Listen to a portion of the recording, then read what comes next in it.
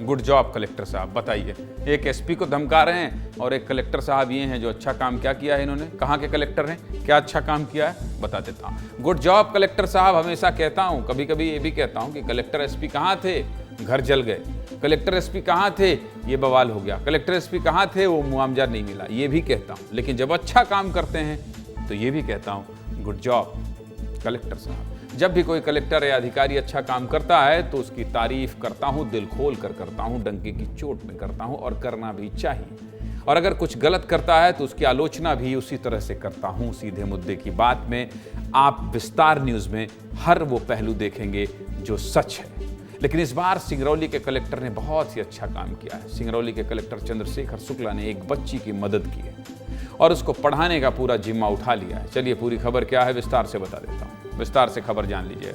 ममता शर्मा नाम की एक लड़की जो कि सिंगरौली के बंधोरा गांव में रहती है, वो अपनी फरियाद लेकर कलेक्टर साहब के पास आई और कहा, कलेक्टर साहब मुझे पढ़ना है, मेरे परिवार वाले मुझे पढ़ने नहीं दे रहे।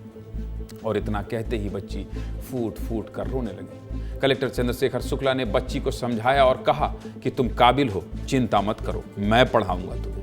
पहले कलेक्टर और बच्ची के बीच की ये बातचीत सुनिए, फिर आगे बात करो। सुनिए। अभी हमारे गांव के लोग कहेंगे वो लड़की फरार हो गई। तुमसे कह दी तुम यहाँ रहोगी, पढ़ोगी, सब करोगी, तुम्हें नौकरी भी लगवा दें, चिंता मत कर।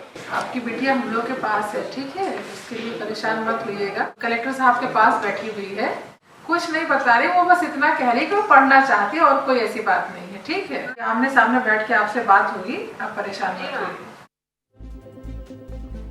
कलेक्टर साहब और तहसीलदार ने बच्ची के परिजनों से बात की, उन्हें समझाया और कलेक्ट्रेट बुलाया। बच्ची के परिजनों ने कहा, हम पढ़ाना चाहते हैं लेकिन आर्थिक तंगी की वजह से पढ़ा नहीं पा रहे। तभी कलेक्टर ने कहा, अभी रात हो गई है, कल सुबह मैं इसका एडमिशन करा दूंगा। बच्ची के परिजन और कलेक्टर के बीच की बातचीत को भी सुनिए। कल मैं तुम्हारा एडमिशन करा दूंगा और अभी तुम्हारा जल्दी नहीं आएगी तो छोड़ा दूंगा। मैडम आपकी गाड़ी में कल मैं तुम्हारा एडमिशन करा दूंगा और अभी तुम्हारा जल्दी नहीं आएगी तो छोड़ा दूंगा। मैडम आपकी गाड़ी में इसके बाद कलेक्टर साहब ने दरिया दिली दिखाते हुए बच्ची को खाना खिलाया और सरकारी गाड़ी से उन्हें भी घर छुड़वाया। कलेक्टर साहब की इस फैसले के बाद बच्ची के चेहरे पर खुशी भी दिखाई दी। अब प्रशासन कैसे बच्ची की मदद करेगा, कैसे बच्ची को अच्छी शिक्षा मिलेगी, सब कुछ कलेक्टर साहब बता रहे हैं, सुनिए।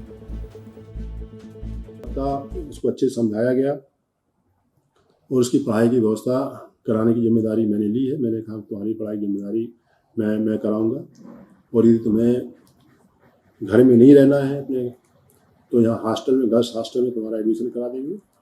बच्ची किसी प्रकार से तैयार हुई, बाद में उसको गाड़ी से उसके घर भेजा गया।